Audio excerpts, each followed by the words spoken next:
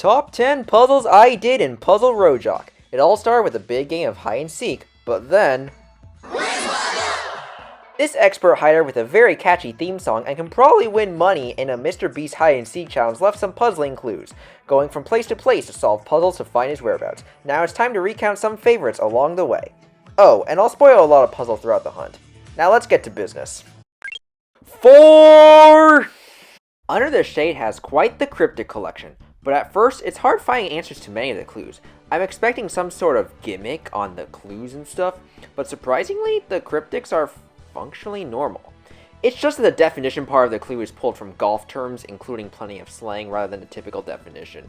Some of those words are very niche that it's hard to search online, but hey, it does lead to some cleverness in the clue phrasing. Fortunately, the indexing isn't too horrible to the point that I get to the next clue phrase where I have to look at the last names of the winners of the Women's PGA, hence the numbers on the left. But that's where we get to see some sneaky brilliance in the clue writing. The number of words in the clue is equal to the number of letters in the player's last name. And every clue has exactly one word that starts with an O, the same shape as a hole and a golf ball. This provides an index that gets to Queen of the Green. What is so sneaky is that those words that start with O are hard to notice at first glance, so it feels like discovering a hidden secret. As the first cryptics puzzle from the Rojak crew, I could say that it went well overall in spite of the great difficulty from the obscureness. Then again, hints are great. Those two are brutal. The two infamously difficult and most time-consuming puzzles from the hunt. Going in order of unlock time, we start off with Drop Tower. It's a drop quote, except some of the letters had to be put into different columns. But that's not the only gimmick, as the colored spots also affect the respective letters. Imagine getting stuck in the first one by trying to do the two-letter first, only to realize that one of the letters had to be Rot 13. Well, at least the drop quote solves to color instructions, though the drop quotes have the color spaces themselves. Aside from the annoying yellow one, which didn't work exactly like the other ones, the rest weren't too horrible. Next up is Chess Shop. It's a chess puzzle, but part of the process involves figuring out which rule set to use. Oh, and some of the rule sets differ from the traditional rules, especially with a helpmate. Many of the instructions of helpmate that I looked up were black first, but this one is white first. So that helpmate puzzle means I have to figure out how the change mechanic works. And good thing internet chess solvers exist. They carried in the solve process, especially the helpmate. So which one do I like better? Well, 9th place goes to Drop Tower, and the unforeseen colors were just too big of a wall for me. Well, this means that 8th place goes to Chess Shop, where I actually almost got through the entire thing, even though it took too long. I just need to realize that finishing blow referred to the entire line and not the final spot. But I do find it notable that the answers to both of these puzzles speak for themselves. I like it when IDing is easy. The Identify the Reference puzzles, where at first I have absolutely no idea what the topic is about. Then I recognize something and it suddenly becomes a very engaging puzzle, whether it's seeing marbles juxtaposed with groups of 10, or that familiar leaf in a hexagon. Going in order of unlock time, I'll start with Baywatch. The moment I figured out that I was seeing episode descriptions of Squid Game, I knew I was in for a treat. Then some teammates found references to Queen's Gambit and WandaVision. The solve process was also fairly straightforward. All but one episode is missing, and then the missing episodes are ordered with extraction done with letters to get the answer. The other one that I'll talk about is School. I felt amazed when I learned that the leaf and the hexagon represent Khan Academy, the one-stop shop for drill and kill math problems. I later learned how this puzzle is based on education YouTube channels. And the memories! We got Crash Course, we got 3 Blue 1 Brown, which produced advanced math topics, we got CGP Grey, the channel that produced Humans Need Not Apply, we got Vertacinium. As with Baywatch, solving is straightforward. Find a certain video, take letters to form clue phrases, and get the answer. When deciding the two, I'm going to go give Baywatch 7th place. The main deciding factor was the resignation. I'm not the one who binge watches Netflix, but I've spent quite some time on Khan Academy. And that means that School lands on 6th place. The extraction technique for School is also more intricate too, where the gimmick is used again. In this game, use your feet and dance to the beat. And that's what you do after finishing the crossword, which overall isn't too horrible. Well, some clues are question marks, while other clues don't really solve to what's on the grid, but those words indicate that we're going Dance Dance Revolution! Specifically the A version where we step first 4 bars. In fact, those clues that don't solve to what's on the grid actually solve to DDRA songs, many of which are bangers. So now it's a matter of finding the first 4 bars and stepping them to get letters. But each song has difficulty versions where the arrows are going to be different. Took a while to find out, but turns out that the difficulty is sneakily hidden in the clue phrase. Another case of sneaky and clever clue writing. I thought the extraction technique of using DDR arrows to map a route to get letters was intriguing. The ordering is based on a correspondence to the DJ instruction, or some lucky reading in my case. While it's not the first DDR puzzle, it is one that made good use of the puzzle, and as I said, those songs are bangers. Mario Kart Wii! I had great memories playing Mario Kart Wii. It's a classic with some banger tunes, and I get to revisit them in this word search-like puzzle, which ended up being very, very convoluted, but still, fun. Initially, we ID the track and character and get some letters, but now we have to do some ordering. While I can find character names on the grid, turns out that the track name can also be found, though with quite the number of twists and turns. The unused words turn out to be instructions for the next step hidden in more ways than none. Not only do we read from the top, but we also read alternating letters from the bottom to get two messages, one on next step and one on ordering. But the step of moving the racers forward to a unique raceway is very fitting for this theme in my opinion, and unique too. We eventually get the answer of wreck racetracks, but I like how the authors commented on how they did that when setting up this one heck of a word search. It all started as a variant of the Masayu logic puzzle. Normal Masayu logic puzzles only dealt with one loop, but this one involved 9 of them. The board is fairly big, but completing much of the board felt like an accomplishment. But then comes those clues at the bottom, which took a while to figure out at first. Then while scrolling through the internet, I saw an image of Link from The Legend of Zelda Breath of the Wild. Hold up. Wild smells and Link.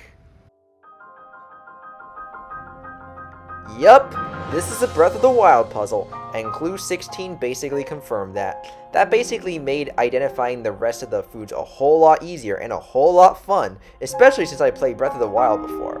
And with all those foods, it's time to cook them, and the Masayu Pass tell us exactly the ingredients we need.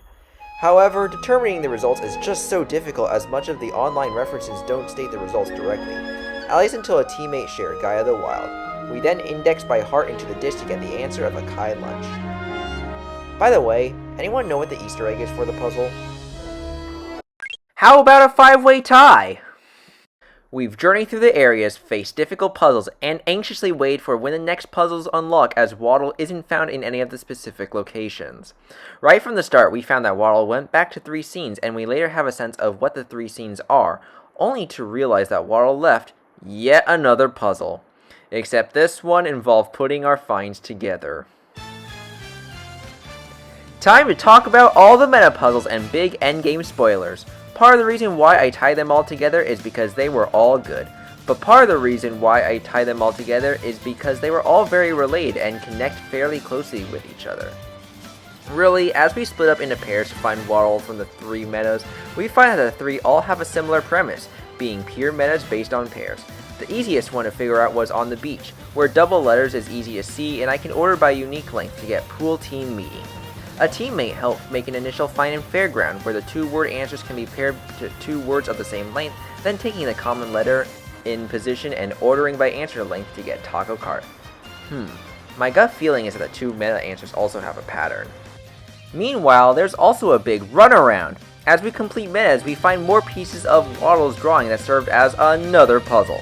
Before the metas, I seem to sense a pattern that each answer starting with different letters and having 26 features overall, and turns out that this is the time where I use them. Ordering is straightforward indexing. I didn't have all the letters, but thanks to the power of Nutramatic, I'm able to get the answer before solving all 3 metas of the scenes. Now that was epic! But to progress, we need the answer of the in-town meta, which proved to be the hardest. Turns out that the second word has exactly 1 pair that served as indices in the first word.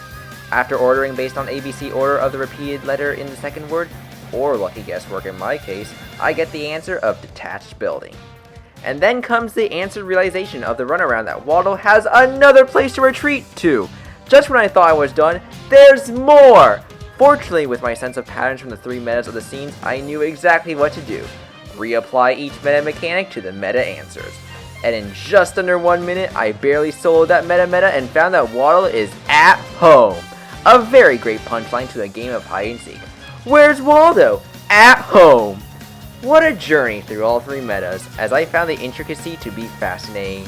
figuring out the recursion mechanic and figuring out the runaround answer before solving all 3 metas gave a good sense of accomplishment as we completed the hunt.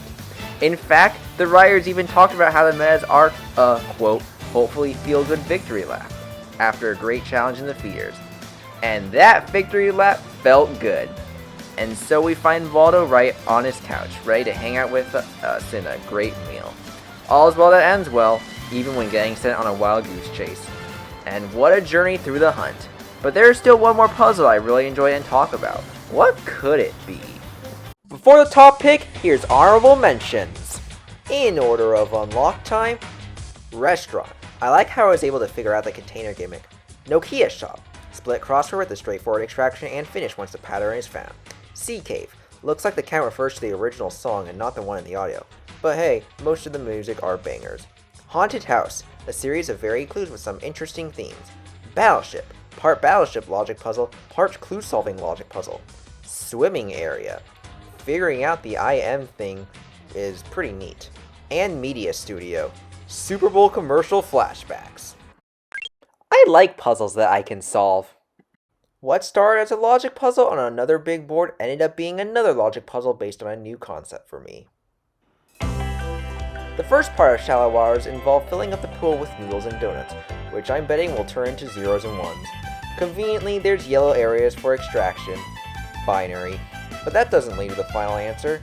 Instead, it led to Hamming 7-4.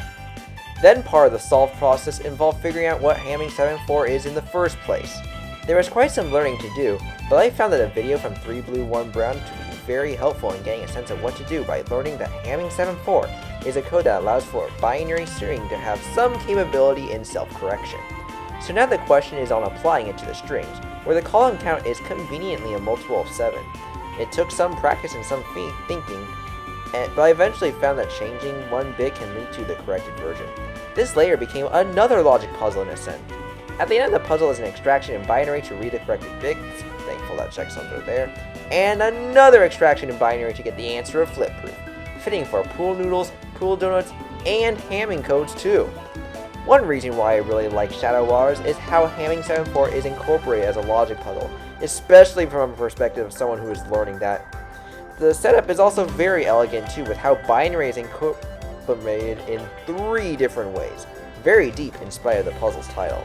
But another reason why I really like Shallow Waters is this big sense of accomplishment from soloing that thing, especially with the complexity of this puzzle and logic. As I like to say, I like puzzles that I can solve. And that wraps up our journey in finding out where's Waldo. Looking back, I really enjoyed doing the hunt over the late December, as it can be hard to find things to do. This hunt as a whole had a development of over 20 months done by a fairly small team, and I'm really glad that the Rojak crew released the puzzles for us to try out. All of the puzzles really tied into the theme very well, to the point that it felt very immersive, and I can even say that many of the answers are very fitting for the puzzles too. Shoutouts to John and Aki for writing the hunt, and for all others in the Rojak crew in the development of this hunt. And for viewers like you, thank you!